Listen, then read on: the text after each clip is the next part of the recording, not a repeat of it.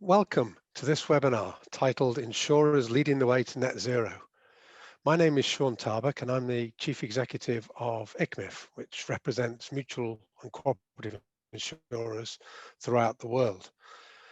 We have around about 200 members and we've been in the sustainability space for at least 25 years now. Myself, I've been the CEO for 15 years. And I've become passionate about trying to help deliver sustainability from the insurance perspective. So today we have an excellent panel of leaders in sustainability. We have three different roles. We have a CEO, a CFO, and a head of sustainability, and all at different stages of their sustainability journey. Ylva is our CEO from Folksam, where sustainability has been a key value for at least 50 years plus. Karen Higgins is a key part of the Canadian A4S leadership team and the CFO at the Cooperators, who started their journey with their CEO back in 2005 and are developing that. And Virginia Antonini, who is head of sustainability for Reale Mutua, who's today just had her second sustainability strategy approved by the board. So that's the second one she's developed over the last 4 years. But she also started her journey over 10 years ago by working in the CSR areas within different industries with Juventus Football Club and Lavazza, the coffee makers. So we have really have an expert panel here to draw upon. So what does the Great Reset mean that Prince Charles talked about yesterday in practical terms? He mentioned a new Marshall Plan for the planet and 5 key areas for us to work on. Well, hopefully we're going to cover off 4 of these, and if we can move to the slides, there we go. And the second slide, after we've done the intros, that'll be great. We're going to cover off these 4 areas: the SDG commitment, measuring actions through Tcfd, PRI, Global Compact, sustainable investing, and protection to prevention and indemnity to resiliency movements. So I think both Prince Charles and Ban Ki-moon yesterday mentioned that the political will was falling into place as we move towards COP26. But both call for action from government and business to tackle the climate challenge. So hopefully today you will see real action being taken by real leaders in the mutual and cooperative sector, the type of action that hopefully we will all need to undertake over the next 4 to 5 years. So without further ado, I'm going to move to the first part, which is the Sustainable Development Goals commitment. I'm going to ask Karen Higgins to talk about the Cooperators' journey in developing the SDGs for their business model. Next slide. Appreciate the introduction, and to everyone, I'm quite delighted to be here to talk about Cooperators and our sustainability journey. So for those of you that don't know who we are, I thought it might be useful just to take a couple of seconds to explain our organization. So first of all, we're a Canadian insurance company, multi-line in nature, meaning that we have both a life operation and a property and casualty operation, and also very focused on the financial services and retail wealth space. We provide a multitude of solutions across those various organizations and operations that we have. And in addition to that, our institutional asset manager, Addenda Capital, provides not only investment management services for our organization, but for a variety of clients in the Canadian landscape. Obviously, as a cooperative, we are a purpose-driven organization with our key goal of providing security for Canadians and Canadian communities. And just to give you a bit of a sense, we have over 50 billion in assets under management. So sustainable development goals, obviously a key part of what we have been focused on over the last couple of years, and played a key role in our latest 4-year strategy. So if you want to advance to the next slide, obviously this provides the full breadth of the SDGs that have been developed. And at Cooperators, we've taken a slightly different approach in the sense that we have endorsed all 17, but we have put specific focus on 9 of the SDGs. And why those 9? Well, we felt that these specific goals we could have a direct impact on through our various key strategies. For example, impact investing, that I'll talk about in a little while, or through defined initiatives that are already underway, like, for example, our focus on mental health. So within these 9, a number of them will be addressed through our impact investing work that I'll talk about, as I said, in a few slides, as well as other key initiatives that we have underway. And with that, I will pause and turn it over to Virginia.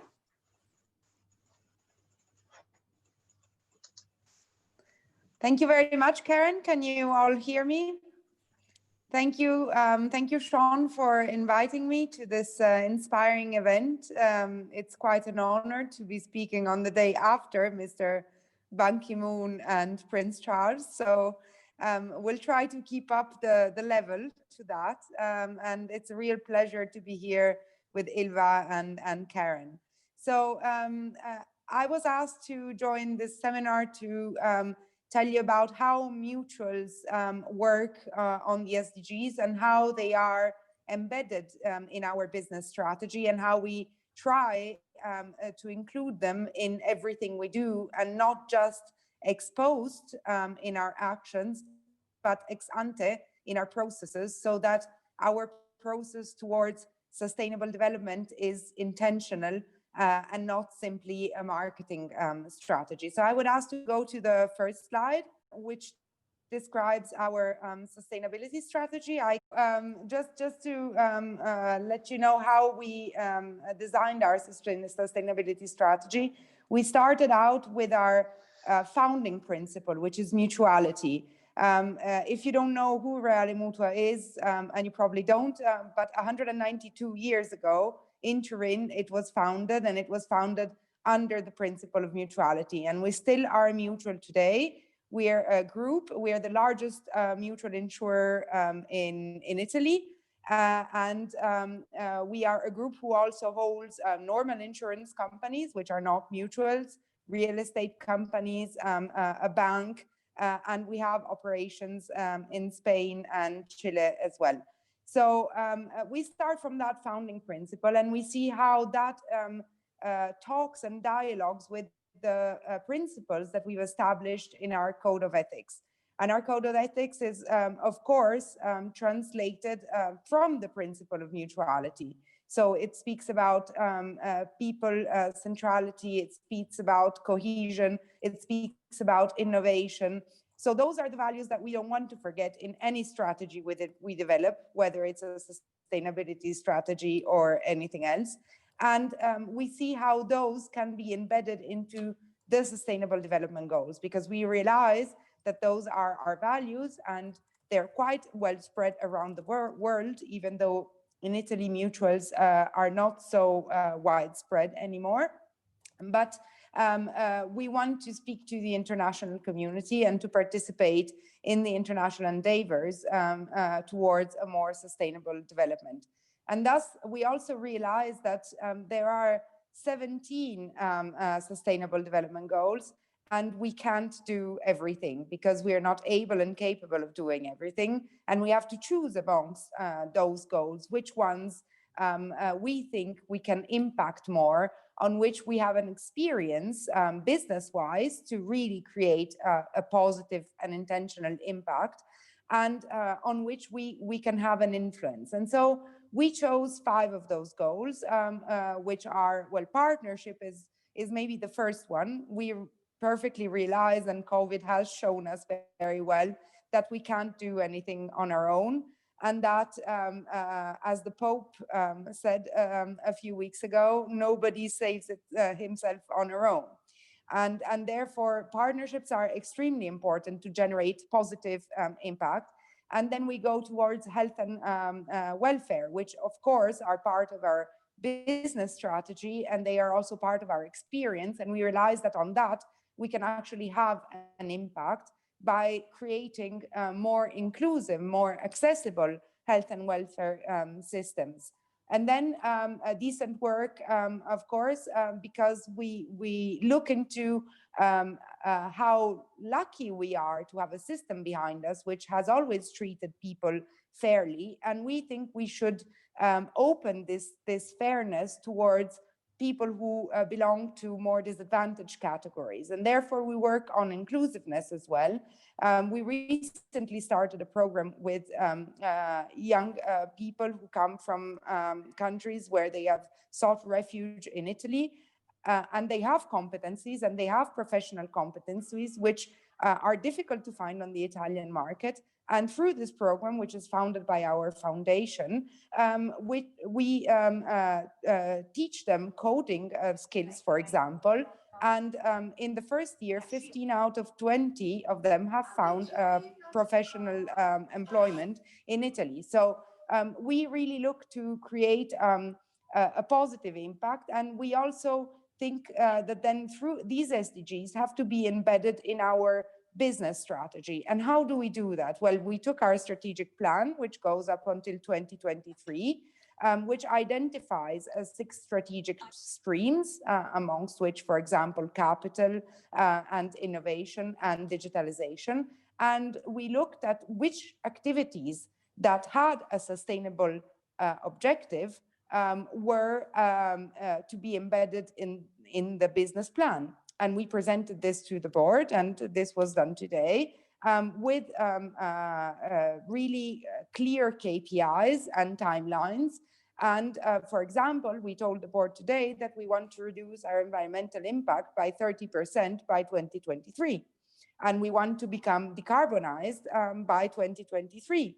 And we will have only ESG compliant investments by 2023 up to the maximum standards. We are, of course, already ESG compliant, but we want to go up to the maximum standards. These are just a few examples of how we've embedded sustainability and the SDGs through our mutuality principle into our business strategy. And thank you very much. I transfer the word to Ylva now.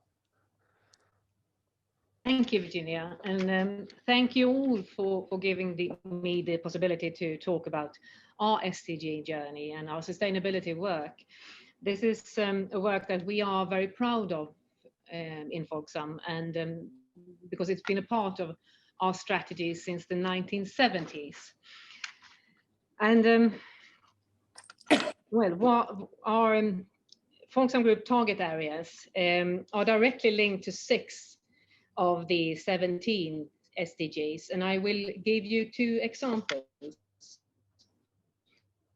We are working with goal 13, which is climate action. We are working for a fossil-free society since our customers, really, they can't afford to insure themselves if we do not stop climate change.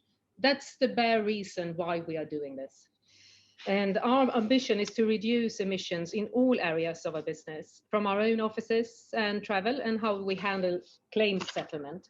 But foremost, the influence we exert as an investor over other companies to reduce their emissions. And when it comes to our own core business as an insurer, we focus on goal number 12, that is sustainable consumption and production. And that is cars and homes and damage repairs of the same. They are all elements of our insurance operation. And our routine is not to replace damaged goods with new things automatically. We are working to change the industry towards a circular and sustainable claims settlement. And since 2015, we've been working together with partners to create circular flow for damaged objects, such as cars, bicycles, mobile phones, and computers. For example, a special mobile circle has been developed for mobile phones, where customers hand in their damaged phones and in most cases, receive an equivalent remanufactured or repaired phone in return. Through our cooperation with our partners, the majority of our customers' mobile phone are then reused as well. And in a year, our circular claims handling has helped to avoid over 3,200 tons of carbon dioxide emissions and to avoid nearly the same amount of waste just by having this circular claims settlement. And by doing this, Folksam is one of the major insurance companies in Sweden that has home and car insurance policies that are certified with the environmental label Good Environmental Choice. And this was just 2 examples of how we work with the SDGs. And I will stop there and back to you, Shaun. Thank you, Ylva. Can you just move a couple of slides back there, please, to the sustainable investing bit? That'd be great. Thank you. So 3 different ways really of looking at the sustainable development goals, but I think one of the important way is to get involved. And Prince Charles said yesterday that the ESG information needs to have equal prominence with the financial results of any business. So to me, the SDGs are exactly the measurement matrix that we need in which to report against the progress that we have made. So hopefully we're going to see more and more organizations embedding the sustainable development goals into their key strategy.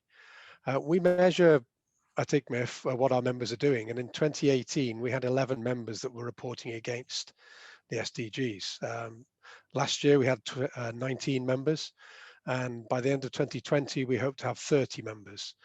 So that's quite a substantial increase as more and more organizations see this as being mainstream in terms of reporting. We also need to be able to benchmark these SDG measures in the same way as the financial data can be benchmarked. And there is a new initiative which we're working on together with Swiss Re and UNEP. It's called the Insurance Sustainable Development Goals Calculator. And it's being primarily developed by Swiss Re, but we're assisting in the direction of travel and the working group that's going to help put this out into the market sometime next year. And hopefully we'll keep businesses honest, and it'll keep the measurement and the benchmark of your SDG against the ISDGs will become the standard by which we should all try and achieve. Anyway, right, let's move on to the next topic, sustainable investing. Now, we could spend a whole webinar on this, and I know many people do, but it's a huge topic. But just to put it into context, insurance has about 30 trillion US dollars in assets under management. It's about 1/3 of the world's assets. And mutuals themselves have about 9 trillion, so just under 1/3 of that. So what we're going to listen to now first from Ylva is how do we actually start to green our portfolios? How do we manage our transition risk and our physical risk? And how do we set the targets for going to net zero?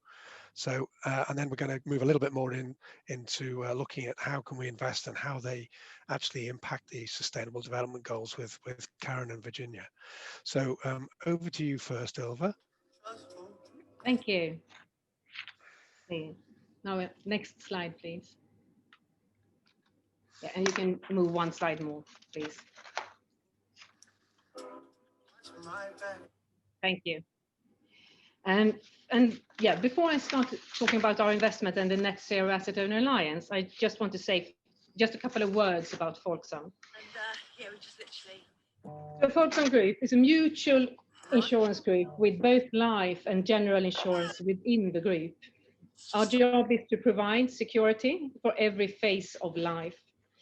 With us, customers can insure themselves, their loved ones and their property, and they can save for their pension. And almost half the people in Sweden are insured by the Folksam Group. And more than 3 million people have their long-term pension savings at Folksam. And this makes Folksam Group a leading player when it comes to insurance and pension savings in Sweden. Next slide, please.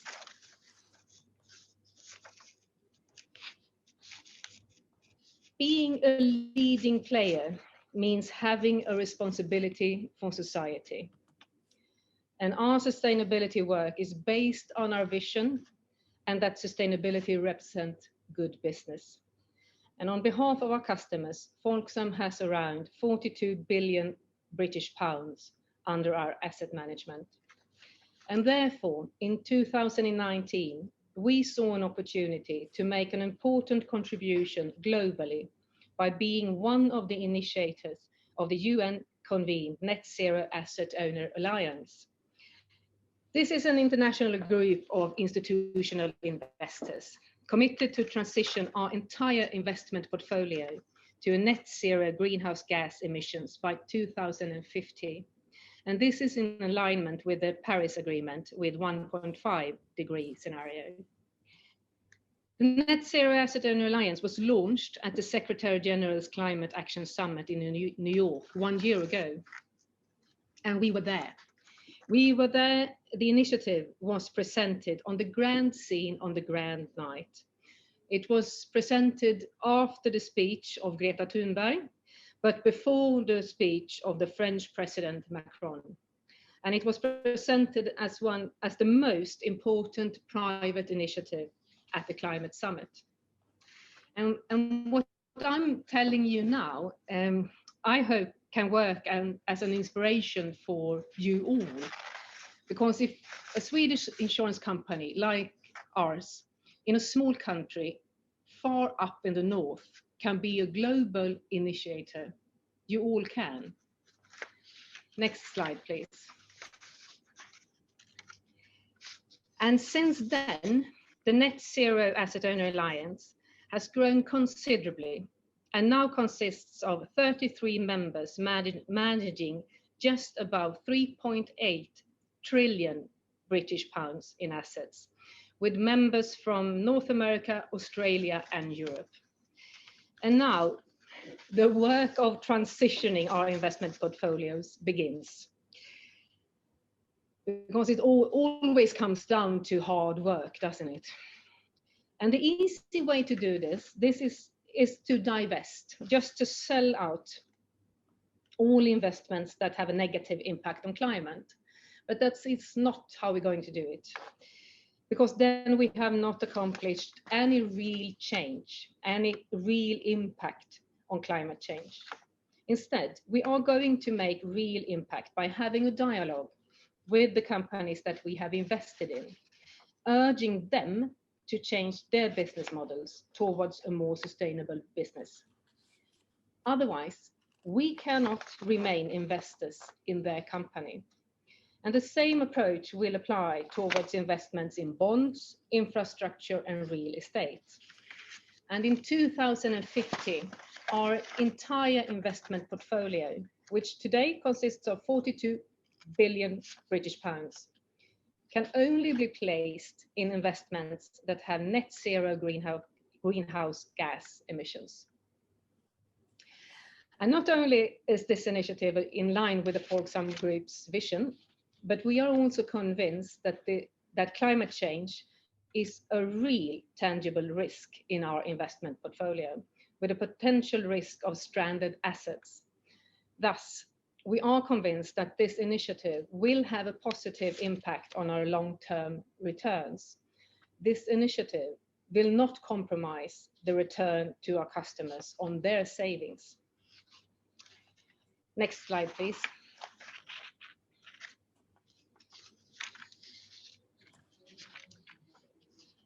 But we can't wait until 2050 before taking any action.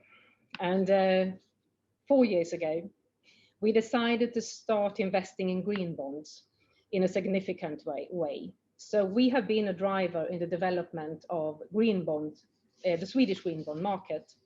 And today, green bond is a common among institutional Swedish investors. And Folksam has invested over 2.6 billion British pounds in green bonds. And we see this as even more important now when tackling the challenges with corona pandemic, because the restart of the economy, they must be green.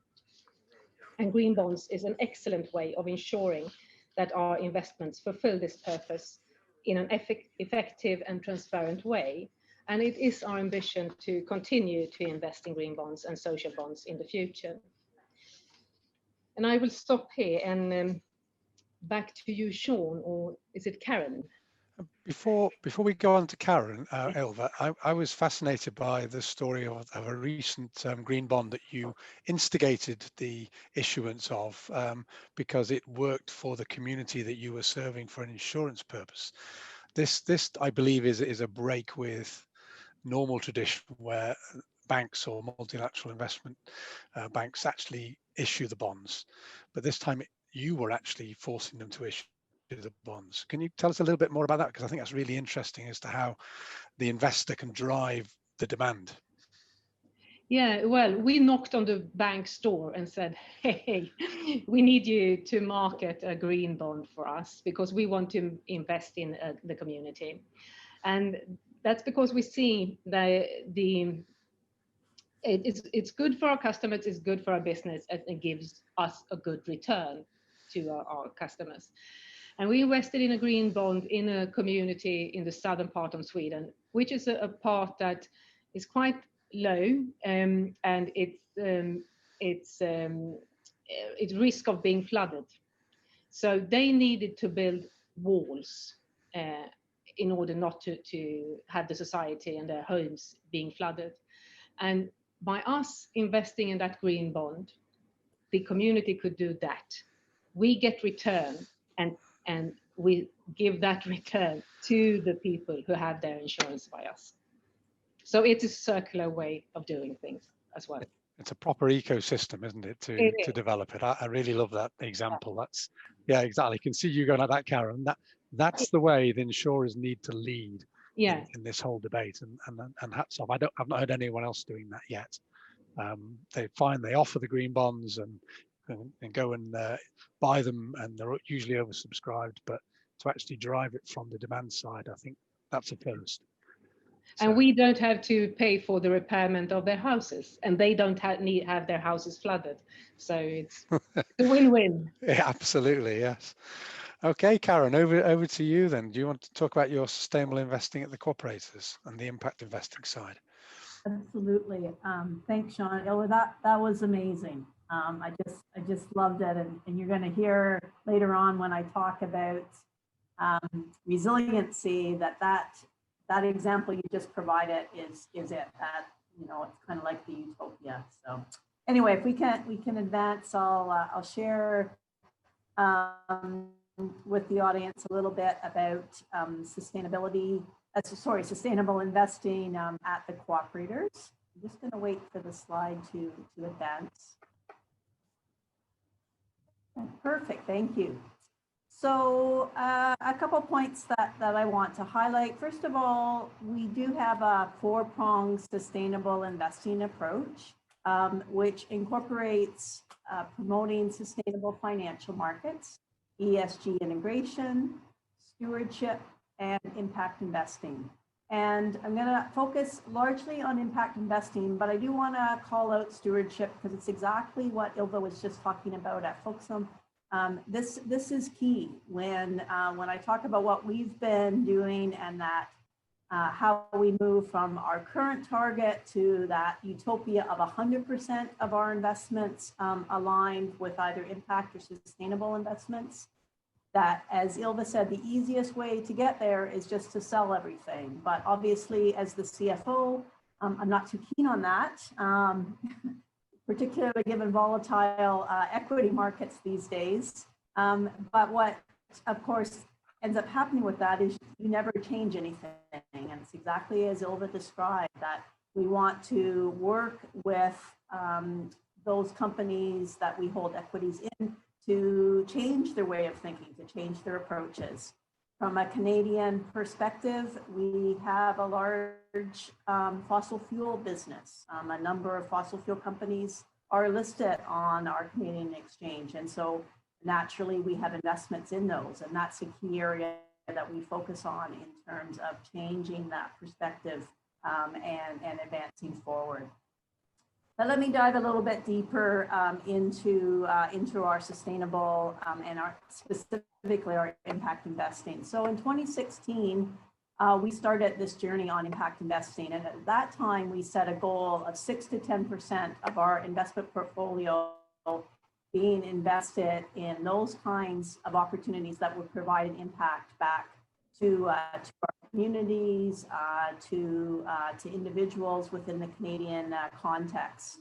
And in 2018, we established our new 4-year strategy. And as part of that strategy, we established a new 4-year goal for impact investing of 20% of our total investments align with impact. And as the slide denotes, at the end of Q3, we had actually achieved that goal. We were at 20.6% of invested assets aligning with impact investing. So we're really absolutely thrilled with that. It is important to note that all of our impact investments are measurable, and they must follow a defined framework for tracking the impact. This isn't greenwashing. This isn't investing in things that sound good or sound green. They are verifiable impacts, and that's a key measure for us.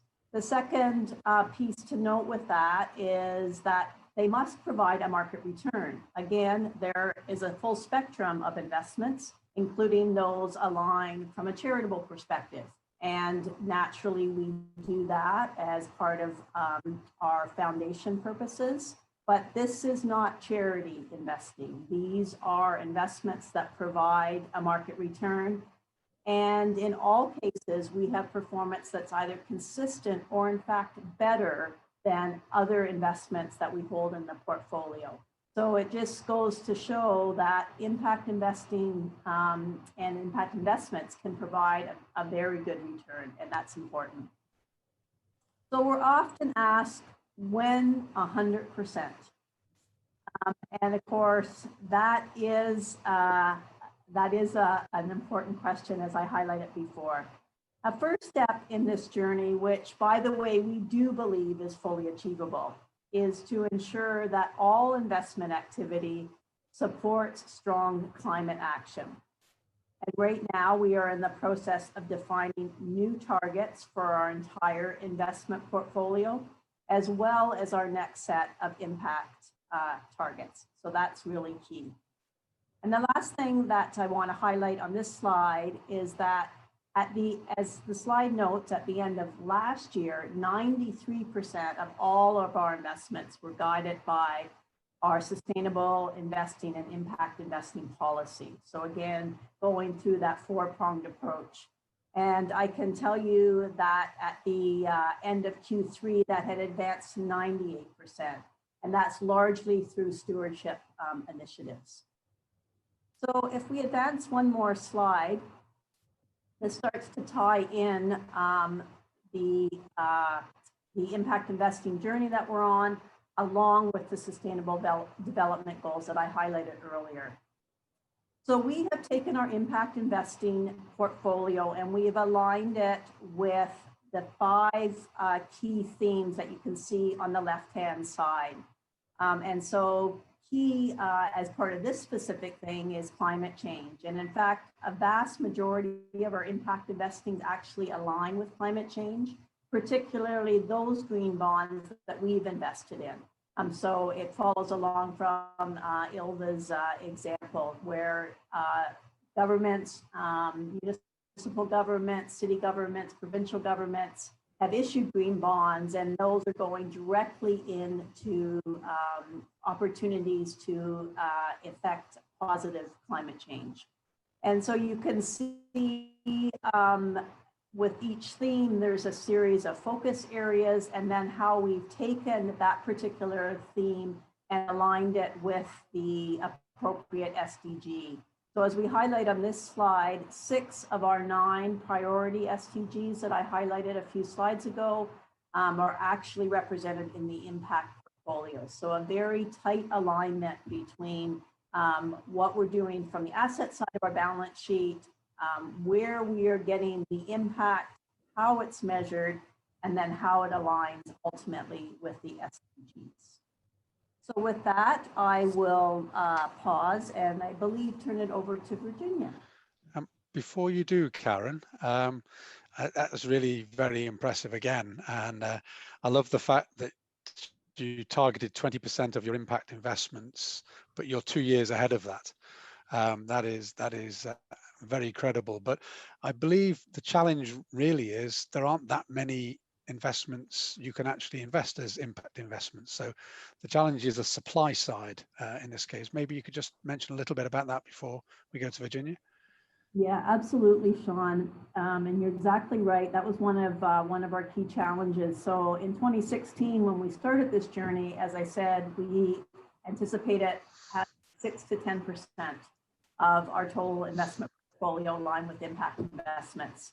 And by the end of 2018, we were actually close to 15%. And so moving to 20, there was a lot of, well, are you really being aggressive enough? In 2 years, you got to 15%. Why can't you go higher? And the real challenge that we faced was twofold. One, certain of those investments that we had made in those early years were going to mature over our next 4-year cycle. And so that started to reduce the overall allocation.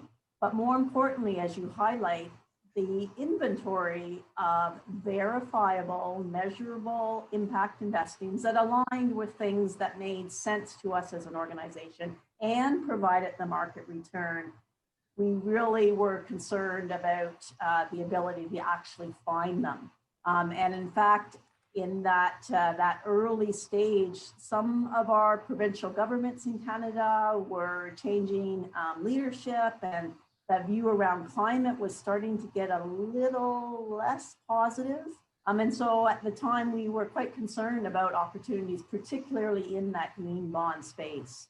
So what we have found, though, is that the green bond market continues to drive forward. It is a way for municipal governments, provincial governments, city governments to really support the change that they need to make, particularly in their infrastructure, whether that's berms to prevent flooding or to support transportation changes. So we believe that while it's not at the pace that we originally saw from an opportunity perspective, it is there, and we continue to find opportunities for us to make those investments. So we look forward to seeing what the next couple of years bring and see where we end up in this 4-year window in terms of our total percentage. There's the challenge to some of the governments and provincial places as well. So good. Virginia, would you like to talk us through the next slide for yes. on your strategic stream on the capital side? Yes, of course. Thank you very much, Shaun. And Karen, I can't be more inspired by your words when you say about measurable and impactful, and something that is really concrete, because it's been quite a long time we've been speaking about sustainable investments, and now things are getting more concrete because also the EU regulation is asking the insurance industry and the banking industry to bring concrete results on sustainable investments. And thus what we did in Reale was take, of course, one of our mainstreams from our business plan, which is capital. And of course, we are a mutual and the mother of all the other companies of the group. And thus, our main objective is not maximizing profit. So we are one step ahead, I might say, compared to other industries. But we are also one step behind compared to countries, for example, from the north of Europe. And hearing you speak was very inspiring. So how did we do this? We looked at how the SDGs were embedded into our business strategy, and how we could take that stream capital and make it concrete on the sustainable investment side. And so we gave ourselves some objectives, some KPIs, which you see in this slide. First of all, we decided to dismiss all investments that were not aligned with our policy on sustainable investments, which was approved at the beginning of 2020. And at the end of 2020, so in a few days, we'll be going towards a complete elimination of all non-sustainable investments. And then we're also preparing a plan on green bonds and social bonds and sustainable bonds. And your experience was extremely useful because we want to increase our portfolio on this aspect, and we want to present to our investment commission a plan on green and social bonds by the end of January 2021, so that we can have an action plan in place by the time we reach 2023, which is the deadline for our strategic plan implementation. But what we also did was link those actions to the material issues, which are part of our Materiality Matrix, because we report on the GRI standards, and I will say more about this later.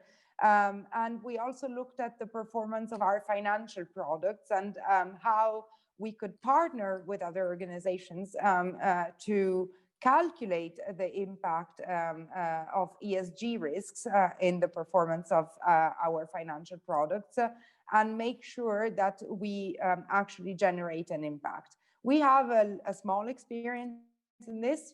We partner with an organization who is part of a larger network, which is called Serious Fund Network. I don't know if you've ever heard about it, but it was invented by Paul Newman in the 60s in the US. And there is a Serious Fund Network in Italy now. And there is a place where in Tuscany, where this organization hosts, of course, for free, about 1,000 kids a year who suffer from very heavy diseases, and they get a week of holiday where they can do just about anything they want.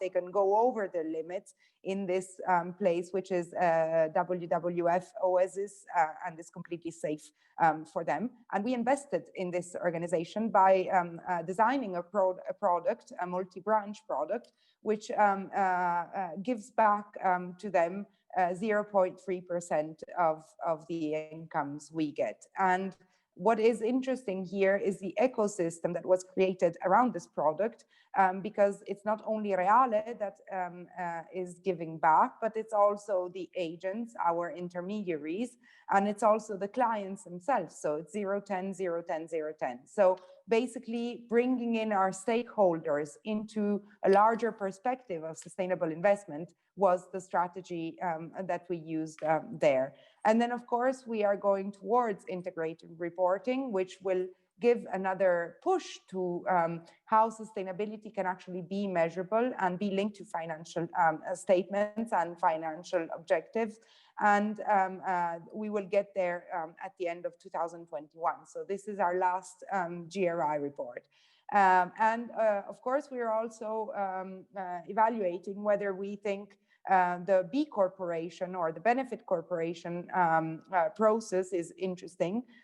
Although we are a mutual and some of the principles of the Benefit Corporation are already embedded in our way of doing business, we still think it might be very interesting for us to translate mutuality into something which is more concrete and more understandable to a wider public. And this we believe we can do by 2022. So thank you very much, Shaun, and back to you. Thank you, Virginia. I love the fact that you say we're inspiring each other, and maybe that's the motto that we should actually have for the A4S 2 weeks webinars, that if a panel can inspire each other, surely we can inspire those that are listening in as well. Just on the investment side, I do think a lot of the UN bodies and such like are looking to business to really embed this and really help with the climate challenge battle that we've got ahead. And it reminds me of probably one of my moments in the spotlight. In 2014, I spoke in front of the United Nations General Assembly, and we committed on behalf of the 3 global associations for insurers, so ICMIF, the International Insurance Society, and the Geneva Association. We committed that we would get to 400 billion of investable assets in climate smart investments by 2020. Now, the first couple of years we were going along quite nicely, but then the alliance kind of fell apart a little bit, and unfortunately it didn't continue. But you've got to try things before you get to something successful. So if you remember that number 400 billion for the whole insurance industry, we measure how much of our members are actually investing in this area. And last year, 2019, they invested 286 billion themselves. So one small section of the overall insurance industry has nearly got to that commitment. So that's something fabulous, and hopefully we'll get there next year, which was the year.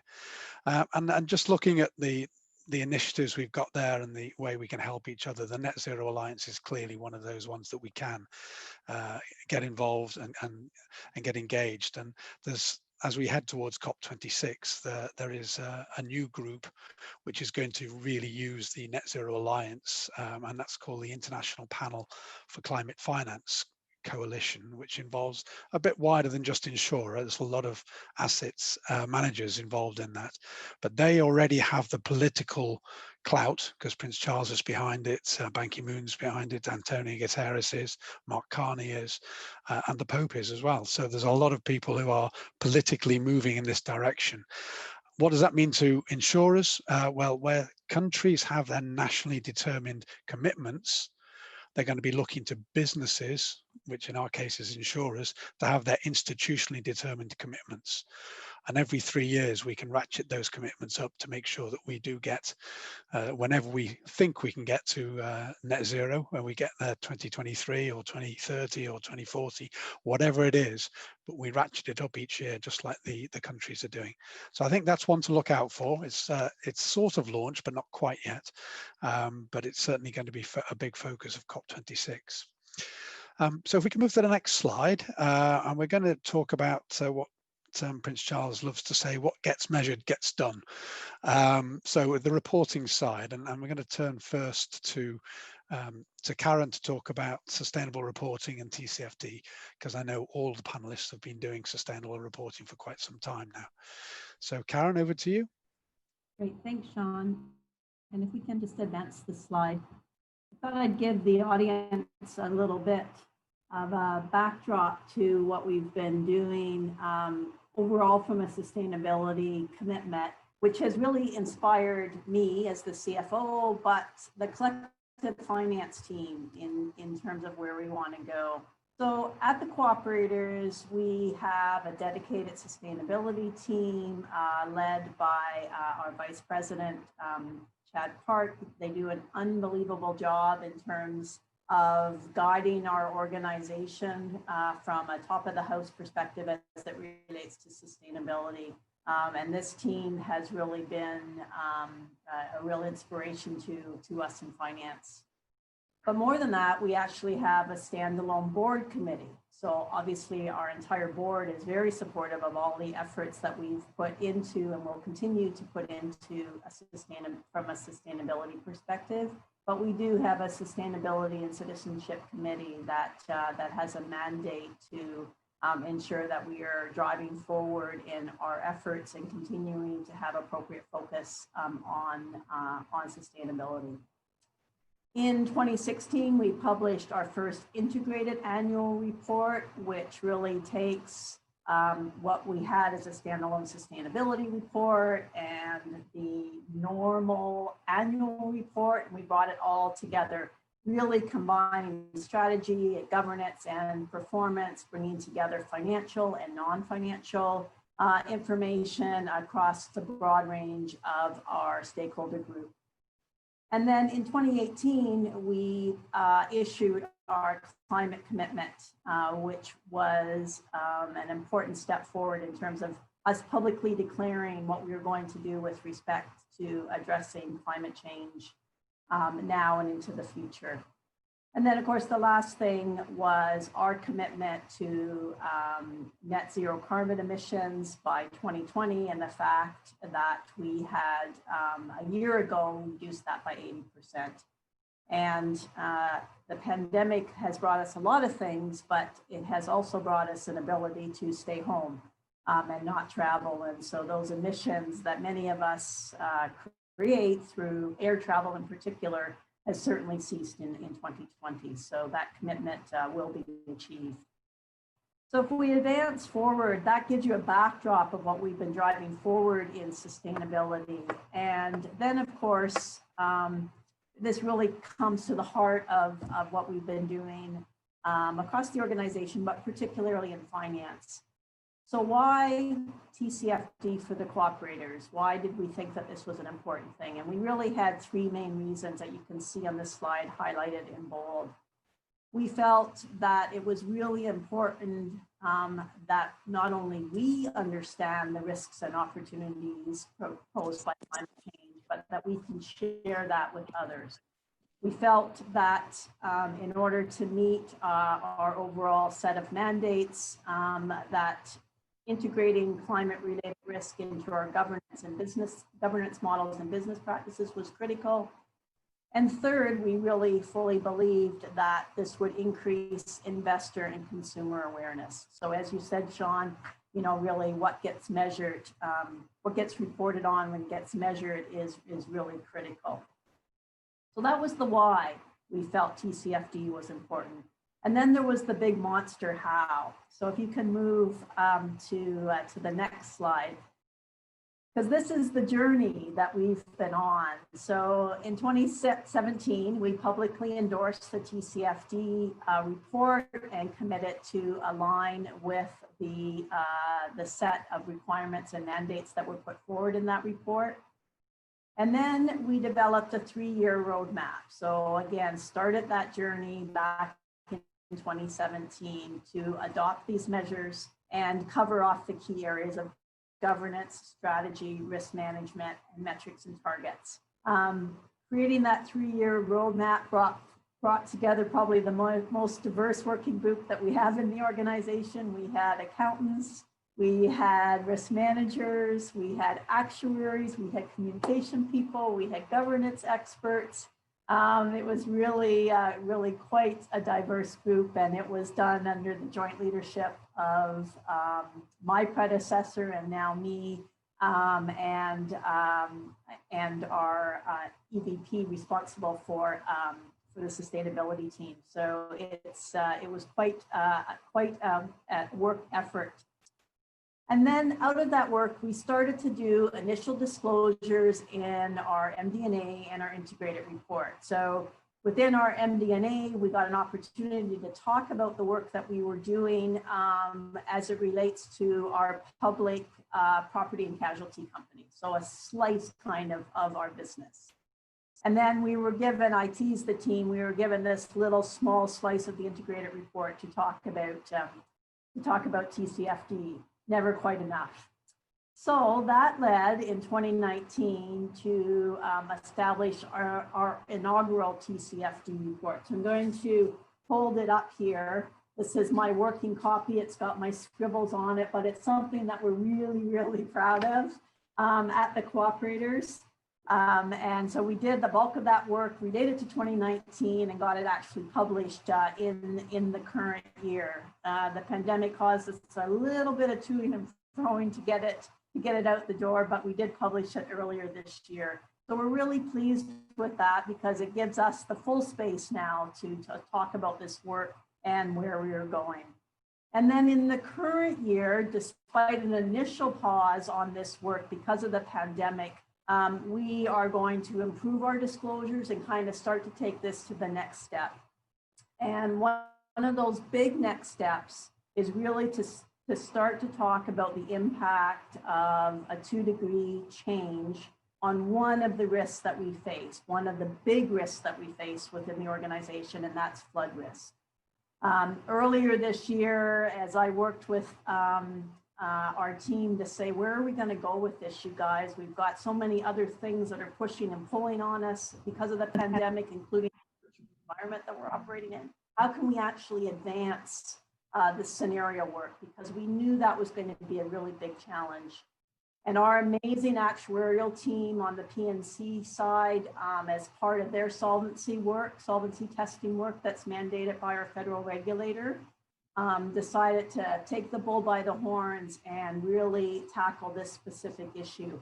And so I'm really excited that we'll have an opportunity to start to talk about and share the financial impact of just one risk, but nevertheless, it's a starting point. And so I'm really thrilled with that.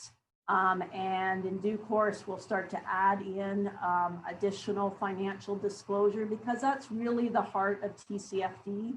A lot, as proud as I am of this report, a lot of it is qualitative work. It's important work, but it is qualitative, and it really, you know, when we are able to really do the quantitative part of this, that's really where the rubber hits the road, because that will tell audiences that utilize this report exactly what the impacts are of climate change, and really will be the most impactful that we can be. So with that, Shaun, I'm checking. I think that I'm moving it on to Ilva, yes. I'll have to say, you're obviously going to be very proud of that report, so I'd like to have a signed copy, if that's okay, when it's done. Yeah, moving on to Ilva. I love the title of your next slide, so I'll let you talk to that. I think it's brilliant. Thank you, and thank you, Karen. I also would like a copy of that Tcfd. We need to learn from you. Please, next slide.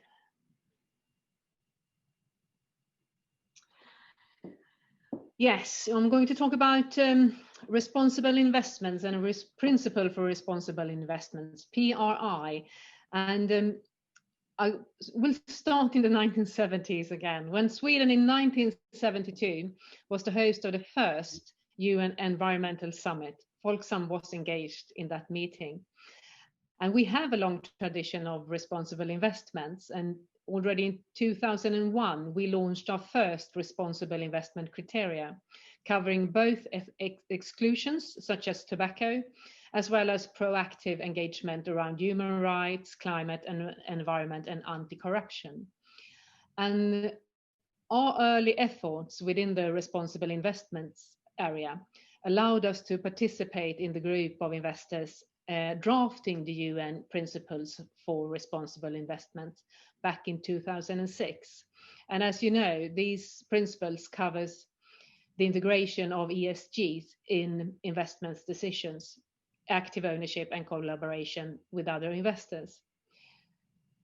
And we are, of course, excited to see how the UNPRI has developed over the years, as UNPRI signatories now represent 30% of global asset under management.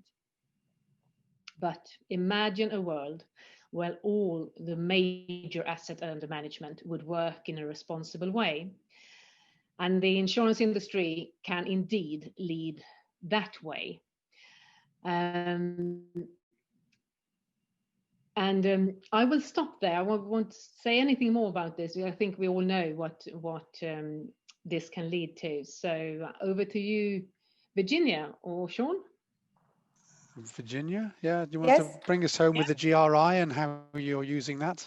Yes, I'm happy to do that. So I think there was a question, how long has Reale Mutua been doing sustainability? Well, the easy answer is 192 years, because we started as a mutual. If mutuality and sustainability have something to do with each other, which I think they do, it's simply a question of knowing how to translate that concretely. But we've been reporting since 2004, so well before I joined Reale Mutua, about 11 or 12 years before that. But I've started the process of sustainability reporting in Lavazza. In 2012, issued the first sustainability report of Lavazza Group in the world. And then of Juventus as well. So I was the initiator of this.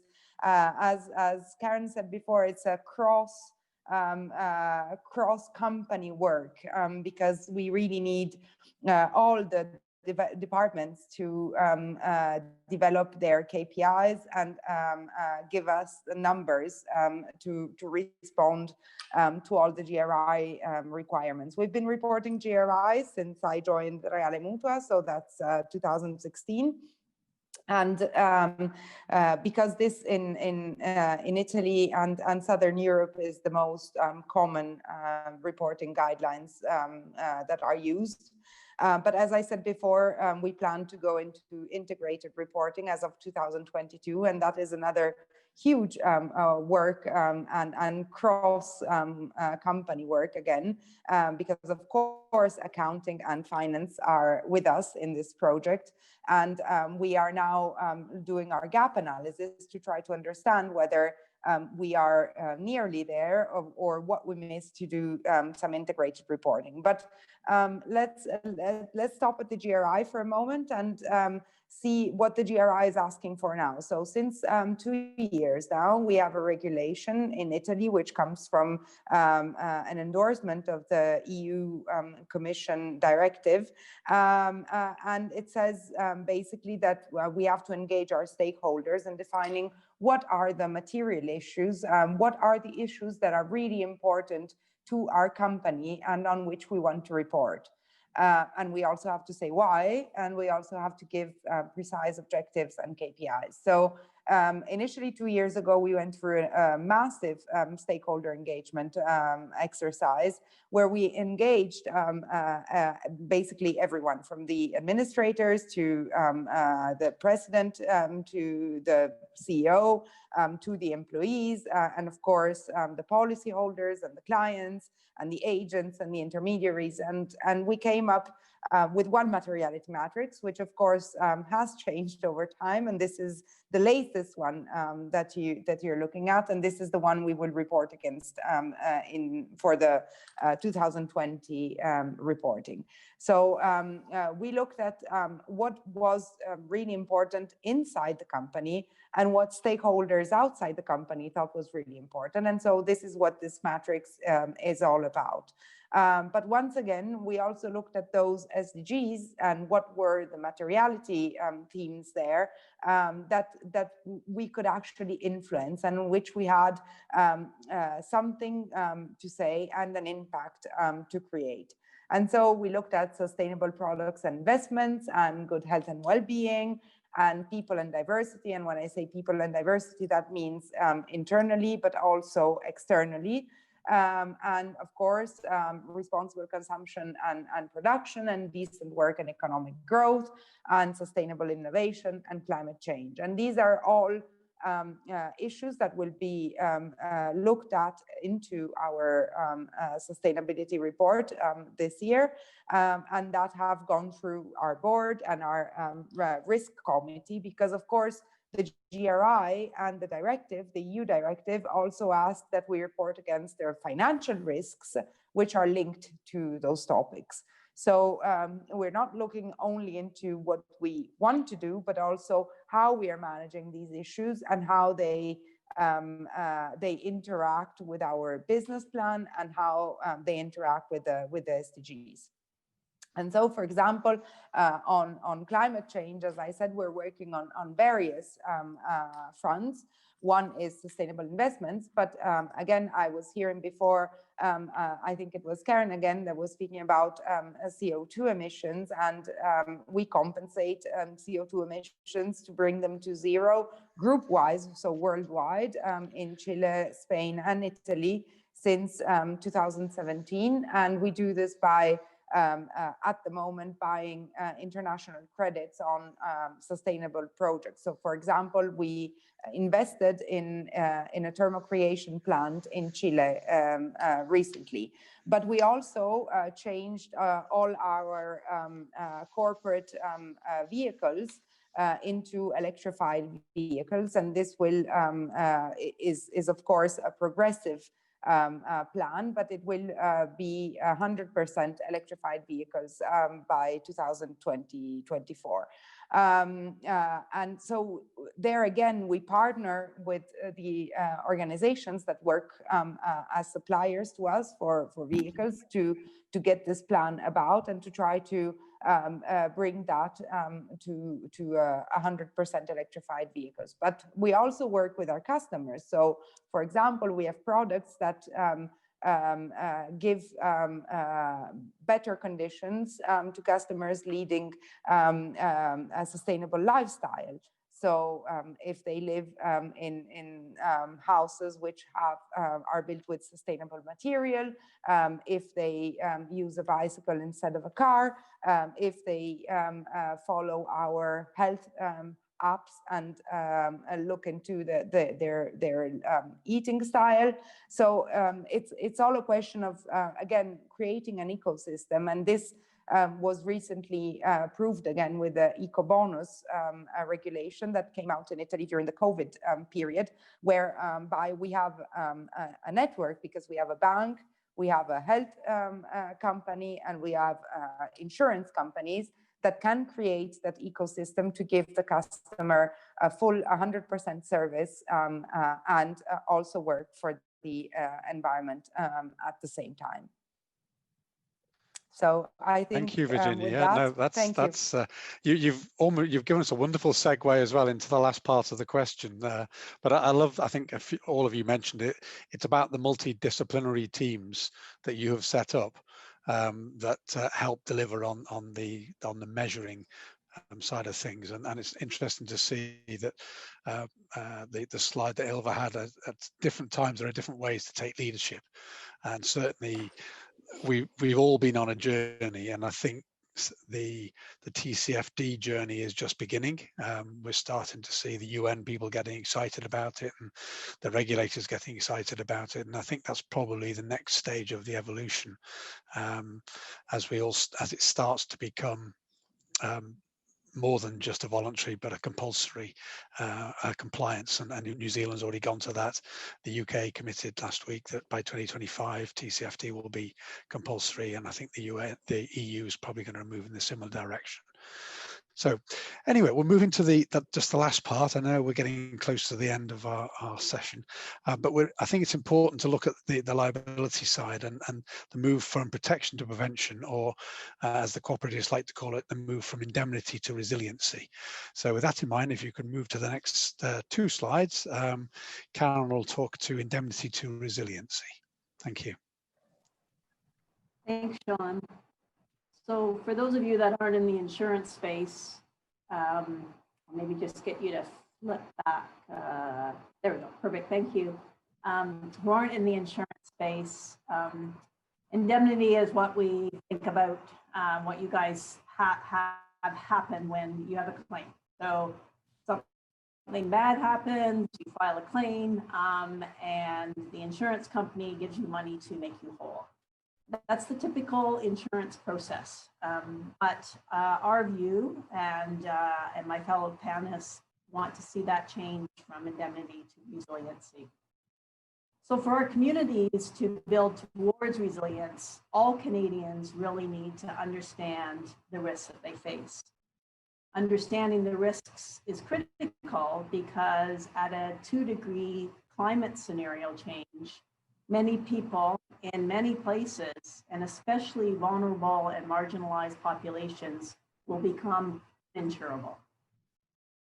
According to a 2020 Partners for Action report, so that's just a venture that we have in the Canadian landscape between academia and insurance, report that just 6% of Canadians living in high-risk flood zones were unaware or were aware of the risks. So that means, by contrast, 94% were unaware.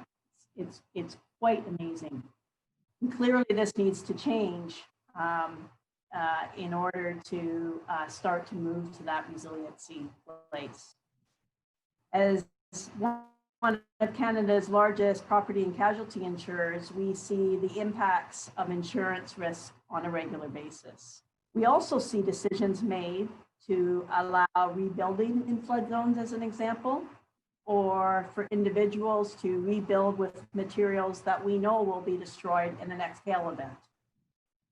These decisions ultimately impact the cost of insurance, and as these costs increase, we believe there will be a gap in affordability. So my last comment is that as a society, we need to go further. And this really, this bullet says a lot of stuff on it, but this is really Ylva's example from Folksam. We need to get all collective sectors that are part of the insurance cycle, governments, insurers, lenders, to really build that system of resilient decision making. And that's why, you know, I got so excited about YIva's discussion, and Shaun, you described it as, you know, as that circle, because if there is a lender or an investor that's prepared to make that resilient, let's call it infrastructure within a flood zone, for example, we can invest in that as an insurer, and those policyholders of ours that are protected by that infrastructure, we can provide that insurance reduction. And so that circle goes all the way around. And that's really what we need to start to see happen. So it's a journey that needs to happen across that collective sector group. And we're excited to be on that journey, but we know that there still is a long way to go. I'll pause there, Shaun. Thank you, Karen. And in the just in order to catch up a little bit of time, YIva's kindly agreed to skip this bit. There's some wonderful things that Folksam do, and you did mention a couple of them in some of your earlier interventions, as you've probably been doing prevention for a very long time. So we're going to move just to Virginia, who has got us a lovely video that Reale Mutua had done, which I think, in my view, summarizes perfectly why mutuality is where it is, and why, as you said quite rightly, sustainability has been part of our ecosystem since we were born as mutual and cooperative insurers. So Virginia, will you introduce the video, and then I can just close us off at the end? Yes, this video is about resiliency, but it's a different kind of resiliency than the one that you see written in the agenda for this meeting. It's just a way that we reacted to COVID-19 in Spain, Chile, and Italy. We thought about having this video done because we have a museum here in Torino, and it's the historical museum. And we thought that this time of our life and of Reale Mutua's life should be reported in that museum.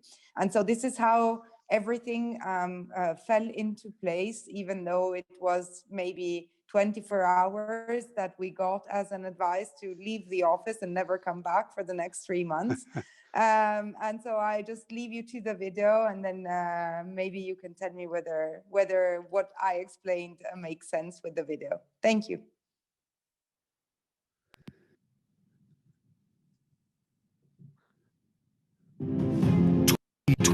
Integrity, people centricity, responsibility, cohesion, and innovation. These are our group's values. El estado de alarma en todo nuestro país. Stiamo affrontando la sfida del coronavirus en nuestro país. El virus está atacando a todo el Siamo mundo. sulla stessa barca. Lo pararemos unidos. Recent events have changed a lot of things, but not what we believe in. We've met this difficult challenge by working with common goals in Italy, Spain, and Chile. We've worked alongside our colleagues. We've worked alongside our agents and their partners. We've worked with a network of partners from every sector of society. Last but not least, we've worked with our customers, with their affections and their passions. As one big team, an international super team, we've faced the challenges together. When a solution works well in Spain, it's then applied in Italy and in Chile, and vice versa. We've always got people at the core of everything we do, always. Reale Group ha deciso di stanziare 5 milioni di euro per tutte quelle persone che oggi cercano di salvarci la vita. We've worked remotely, but we've worked together. We've continued to look each other in the eyes, even through a computer screen. As soon as it became possible, we regained our daily routine in total safety. E si ricomincia questa nuova normalità, back to reality. And so, by continuing to keep our values at the forefront, even at such a difficult time, we've guaranteed the group's operations, we've protected our people's health and well-being, and we've ensured service continuity to our customers, because that is what mutuality means to us. Reale Group, together more. Thank you. That was, I thought that was brilliant, and just the little snapshot at the end, together more, that sums it up. That's actually SDG 17 partnerships. And my closing comments, I really want to say that we all have to open up to these partnerships. We are all individually too small, even though all three of you are very big players in your own national economies. We are all too small to take on this challenge, and we have to do this together. And there are lots of groups which are helping us do this, and we just need to think outside of our traditional silos and really embrace how we can actually change the planet for the better. And that is the message, hopefully, that we're going to hear in the next couple of weeks. We've said it loud and clear here. And I just want to say a huge thank you to my panelists. I've loved being the token male on the panel. I think we should do more token maleism. So let's say a big thank you to all of you and for keeping pretty much to time. We did have a few extra questions, but maybe we can take those offline. So thank you, everyone. Thank you to A4S for allowing us this opportunity, and to the team there that's worked hard to put this on. And goodbye and good evening, or good morning and good afternoon to wherever you are. Thank you. Goodbye. Thank you. Bye.